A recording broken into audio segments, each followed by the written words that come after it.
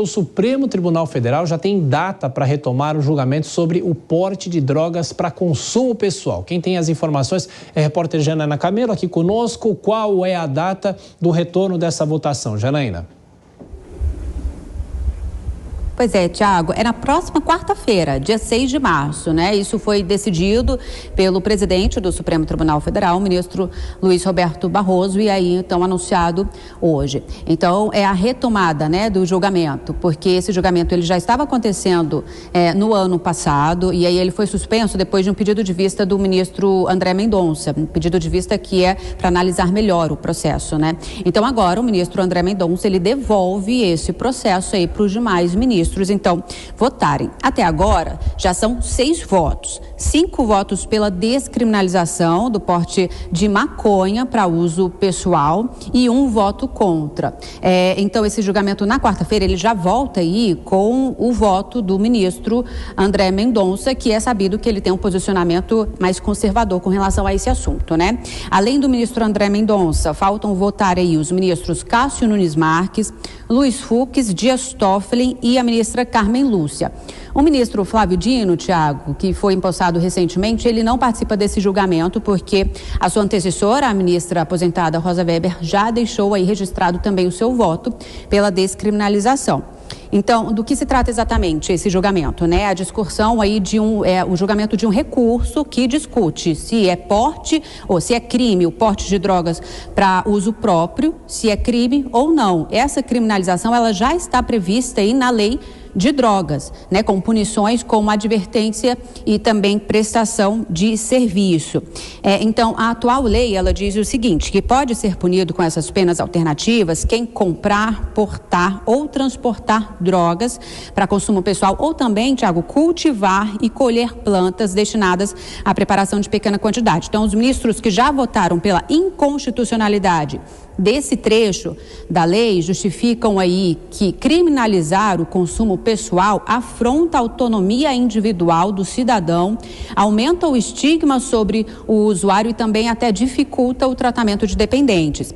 O único voto contra a descriminalização até agora foi do ministro Cristiano Zanin, justificando aí que esse crime, se deixar de ser crime, poderá agravar os problemas de saúde pública em relação aos dependentes. Tiago, é com você. Estaremos acompanhando esse julgamento, como você destacou, Janela, será retomado na semana que vem.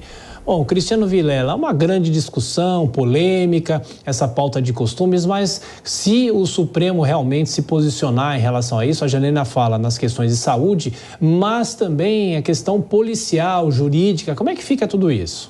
Olha, Tiago, eu vejo 2 aspectos importantes de serem destacados.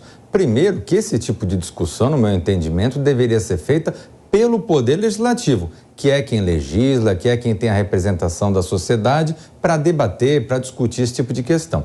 No segundo ponto, eu vejo que a partir do momento que vem uma decisão judicial liberando o consumo de maconha para uso próprio, para o porte de maconha para consumo próprio, isso acaba, de alguma forma, levando o comércio, que é ilegal, a ficar mais aquecido, mais estimulado. Até porque ninguém vai comprar essa porção de maconha para consumo próprio na padaria ou na farmácia. Vai comprar do crime organizado e vai fortalecer ainda mais o crime organizado.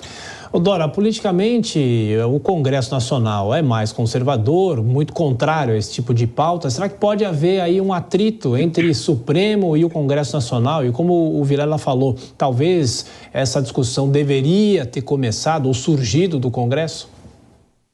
Olha, o Supremo argumenta que não aqui está se discutindo, que ele está discutindo a quantidade, mas de qualquer maneira vai ter atrito sim, até porque a gente lembra que lá em setembro do ano passado, o presidente do Congresso, Rodrigo Pacheco, apresentou uma PEC criminalizando qualquer quantidade, qualquer tipo de droga. Teve apoio, né? Então, quando esse assunto, e essa proposta de emenda constitucional, foi feita exatamente em resposta a abordagem pelo Supremo desse assunto, quando a ministra Rosa Weber, antes de se aposentar, deu aquele voto. E aí ele teve essa reação e, obviamente, então, quando o assunto voltar semana que vem, o atrito estará contratado, melhor, ele está contratado desde já, ele estará posto na semana que vem. E só uma dúvida, Vilela, seria uma PEC no Congresso, é isso? Seria uma PEC, o que acabaria se contrapondo a essa decisão que eventualmente saia por parte do Supremo Tribunal Federal.